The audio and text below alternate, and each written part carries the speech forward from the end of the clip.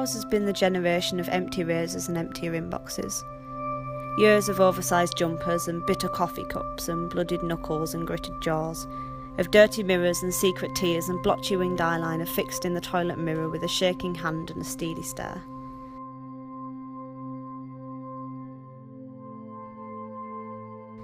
Not wanting to be the psychopath he said he didn't want, whilst we worshipped their whispers like porn and they grew their lies like the flowers they bought us as apologies. We prayed that they were not skilled in the art of reading between the lines, because it was the lines that showed we weren't fine, but fine sounds so pretty in a rhyme.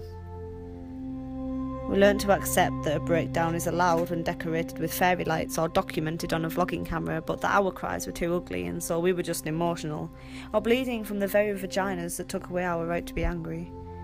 Because emotional equaled pussy and pussy equaled lesser.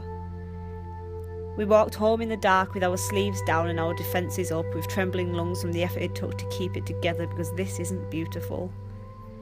This is the conflict of physical and emotional cramps, of cracked lips getting only the moisture of the day's tears, of repulsion of action, of the magazines which make your fingers discolour and your teeth weak with stomach bile, or playing Guess Who with bloodstains on mattresses and seeing the light of a new day through blurred eyes, not alive, no, but surviving.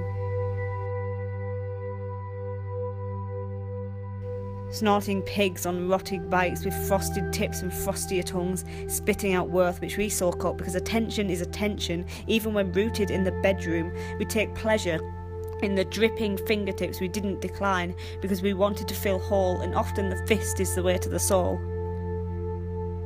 Or the pain. We weren't promised this. It was the day we chopped off our plaits and replaced them with eye bags.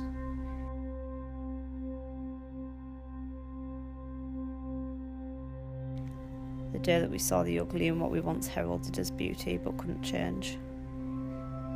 It was the day that our nails stopped being fun to paint, started being weapons, or the day that we looked in the mirror and silently screamed in pure pain, unable to vocalise the hatred or the terror.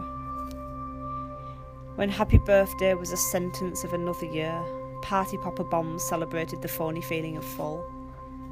We were given our milk with honey because to be sweet was to be a girl, but shaming the sour only made us more bitter, not fitter, but fatter from the gorging on sugar and the rotting our teeth with lemonade.